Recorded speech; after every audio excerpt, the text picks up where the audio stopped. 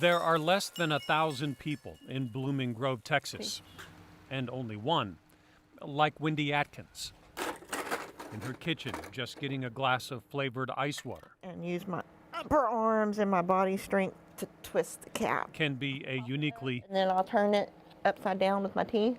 difficult chore. And then I just squirt it in. That's how I make my water. And this is how she makes a life for herself. After it all happened in suddenly changed. October 2019 when I got sick. For this mom of high school-age twins, it was elective nerve decompression surgery to help with migraines. An incision that started at the base of my neck and it went up the back of my skull. But 2 weeks later, one of the sutures tested positive for strep. It entered my bloodstream and went toxic. 13 days in a medically induced coma, 13 days as the blood stopped flowing to her hands and feet. I woke up and this is what I see. In December, we amputated. They did all 4 amputations at once. But the reason Wyndi invited me to her home these 3 years later, She's my little ray of sunshine. a home guarded by an emotional support dog named Mazzy, I went through a really bad depression. wasn't to blame anyone for those first difficult days. I wanted to hide. I didn't want the world to see me without hands or without feet. She says she's let go of that part of her story. I just kept feeling sorry for myself. All she wants now is a little help. How are you so able to talk about this now and be matter of fact about it?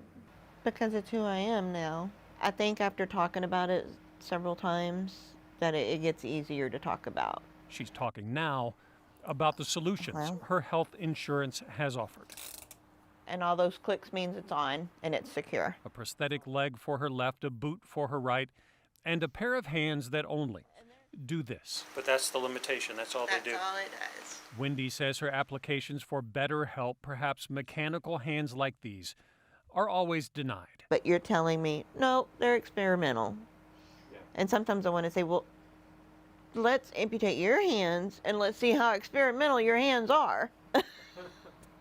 It's just aggravation. So she's turned to GoFundMe as a last resort. Each hand could cost as much as $25,000. But what they could give her is priceless and simple. I just want to feel normal again, you know. I want to... Oh, sorry. That's okay. I mean, it's that simple, wanting to feel normal, right? You know I'm never going to be normal, but just having the ability to do things that everybody else can do that they don't seem to think about, you know. For now, Wyndi gets by as best she can. Hey, can I call you back? Her mobile phone on speaker to stay in touch with the outside world.